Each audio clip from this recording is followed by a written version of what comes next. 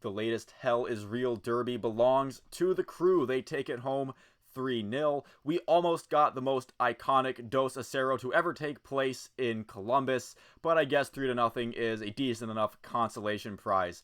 This was kind of a perfect storm for the Crew, starting even in the pregame with Wilfried Nancy being the match igniter, kind of getting the crowd hyped up as he is serving the second match of his 2-match MLS suspension. That was pretty the fact that he got a second match out of this suspension was pretty ridiculous. I understand why he got the first one, but again, that's neither here nor there. Good for him for agreeing to come out, and he did so. He was pretty reserved when he came out, but good for him for even agreeing to do that, getting the fans hyped up before the match began. You could really have asked for a better first half for the Crew. Was it perfect? Not really, but when you go up 2-0, when you're up 2-0 against the leader of the MLS, then it's going to be about as good as it will get. You had Aiden Morris feeling it pretty early. He got himself a really nice goal where he made his body language look like he was just going for a little pass to the right side of the pitch, and then it turns out he just adjusts his leg, and it turns out he's shooting.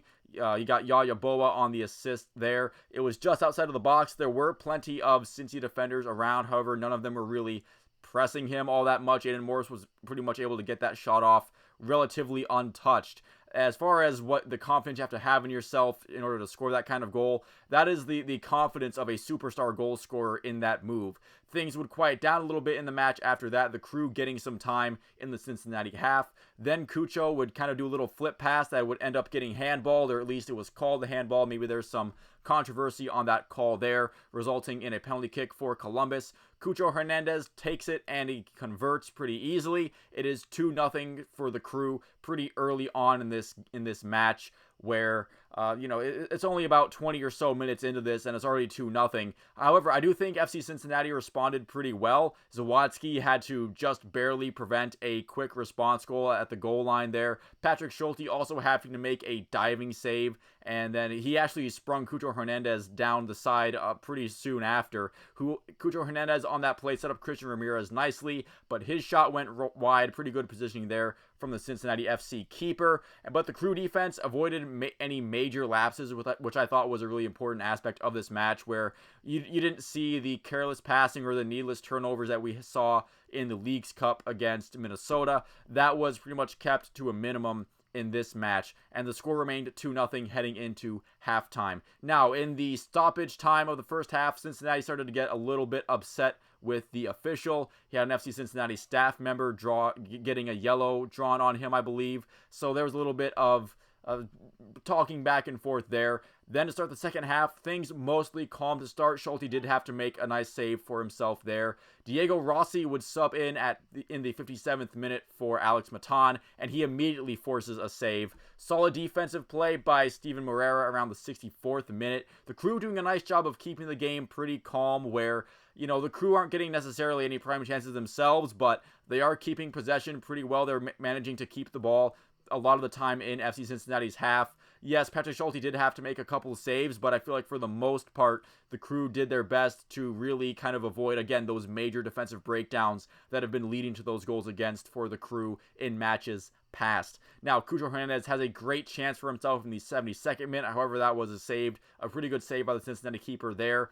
Diego Rossi, who was involved with the match ever since he got in it, he drew a yellow card. Darlington Nagbe lost his shoe in the 78th minute. Not really an important note, just something I thought was kind of funny. Cucho Hernandez forcing another save in the 82nd minute. Yaboa would take a ball to the face and he would go down on the pitch. Not something you want to see, but he would clear doctor evaluation. He was allowed to resume playing. Zawadzki was dealing with something just before stoppage, and then when stoppage time began, Jason Russell-Rowe, Rudy Camacho, and Yevon Sheberko sub in, so Rudy Camacho making his debut with the Columbus Crew. Diego Rossi was as well, obviously. And then Cucho Hernandez, Yaboa, and Zawadzki were out. Diego Rossi with a late chance that he shot just wide, and it would be Jason Russell-Rowe putting the icing on the cake, scoring late in stoppage time to ice the match, with Christian Ramirez and Aiden Morris setting that play up. And when the final whistle blew, the Crew won it 3-0. Now, that is what I call a statement win for the Crew. You had some stagnant momentum heading in a relatively early elimination from the Leagues Cup.